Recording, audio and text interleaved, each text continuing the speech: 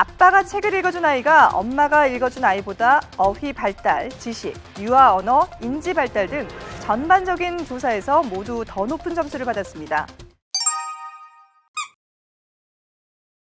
안녕하세요. 권민정입니다. 많은 부모님들께서 잠을 자기 전이나 아니면 아이들이랑 놀아줄 때 책을 많이 읽어주시는 걸로 알고 있는데요. 오늘은 아빠랑 함께 책 읽기가 아이한테 어떤 특별한 영향을 미치는지, 어떻게 읽어야 더 좋은지에 대해서 알아보려고 합니다. 부모의 책 읽기가 아이들한테 어떤 영향을 미치는지에 대해서 델라웨어 대학의 인간 발달과 가족학의 커틀러 교수님과 하버드 대학의 로 교수님의 논문을 한번 살펴보도록 하겠습니다.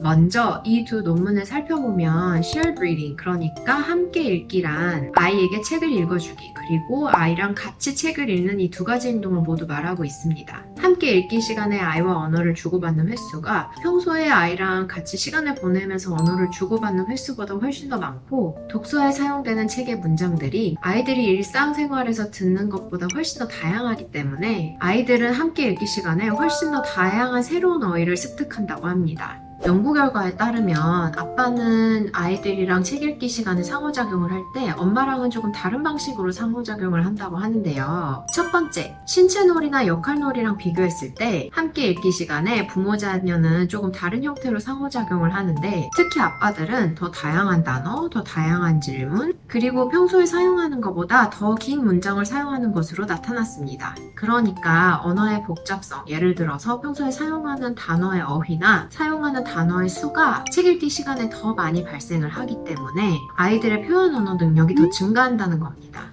두 번째, 또 언어뿐 아니라 신체적 상호작용에도 좀 더 차이가 있다고 하는데요. 연구에 따르면 아빠가 엄마보다 아이들이랑 책을 읽을 때 더 신체적으로 접촉도 많이 하고 아이들의 독서 경험을 더 긍정적으로 만들고 애착관계에도 굉장히 중요한 영향을 미친다고 합니다. 그러니까 엄마하고 아빠가 같은 책을 읽을지라도 서로 다른 방식으로 책을 읽기 때문에 엄마 아빠가 함께 책을 읽어주는 아이들의 언어 능력이 더 높은 겁니다. 엄마 아빠가 집중하는 단어가 달라지거나 다른 방식이나 이야기에서 강조하는 부분이 달라질 수 있기 때문에 결국 이런 모든 차이점들이 아이들이 언어 사용의 다양한 방식을 이해하는 데 도움이 되는 겁니다.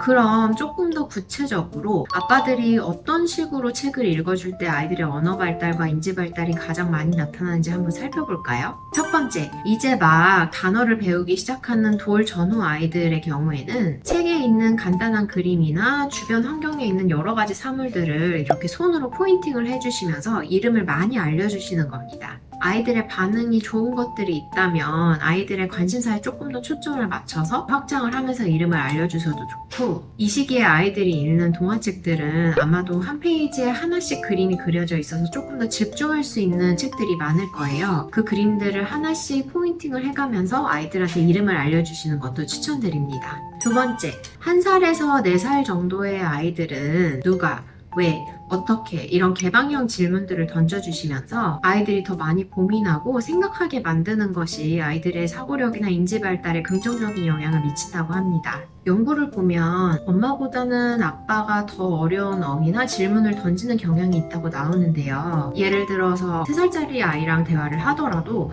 공이 이렇게 관을 타고 내려가는 모습을 봤을 때 아빠들은 그 모습을 설명해 주시면서 이런 각도로 길을 맞춰야 공이 더 잘 내려온다든지, 이런 것들은 중력에 의해서 내려온다든지, 약간 이런 어휘들을 사용해서 아이들한테 설명을 조금 더 많이 해준다고 해요.